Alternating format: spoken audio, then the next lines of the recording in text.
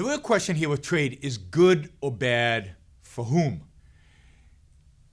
Trade doesn't happen between countries. The assumption here is that America trades with China, and there's a trade deficit between America and China, which is good for one side and bad for the other side.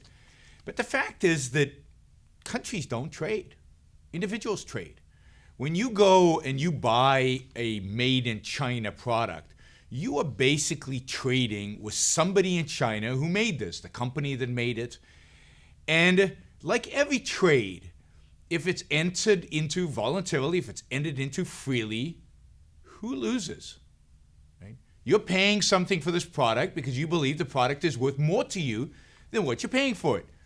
The other party is accepting payment for it because they believe the payment you're providing is worth more to them than the product they're giving you. Both parties are winning. The essence of trade, the essence of voluntary trade is win-win. And yeah, the winner might be the other side of the transaction. You might be winning by buying that Chinese t-shirt.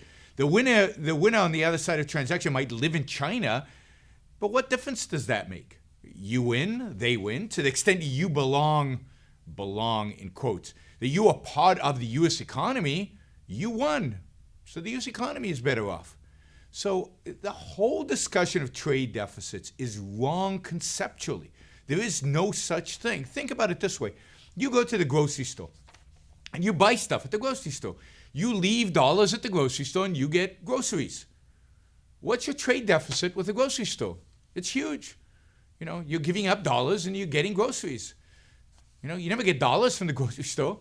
So there's a huge trade. Does that matter? No, you're better off because of the trade, because you get the groceries which you value more than your dollars. And the grocery store is better off because they have the dollars which are better off for them than the groceries. They've made a profit. You've made a profit. So trade fundamentally is between individuals or between businesses or between individuals and businesses. But businesses are just a conglomeration of individuals. And they are essentially, at least in intent, win-win situations. You go into the trade trying to better yourself, and the other party goes into trade trying to better themselves off. You sometimes make mistakes.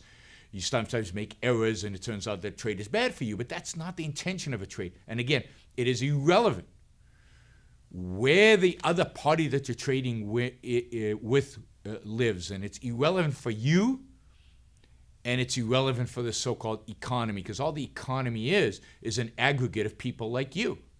So we're all better off for buying stuff that is made in China because it's cheaper, which means that we have more money to spend on other stuff, to save, to invest, or to buy more t-shirts. We could have only bought one t-shirt. Now we're going to buy 2 t-shirts. We're better off because we have 2 instead of 1. So, and of course the Chinese are better off because they have a profit off of the making of those t-shirts, which they can then save or invest or go out and consume.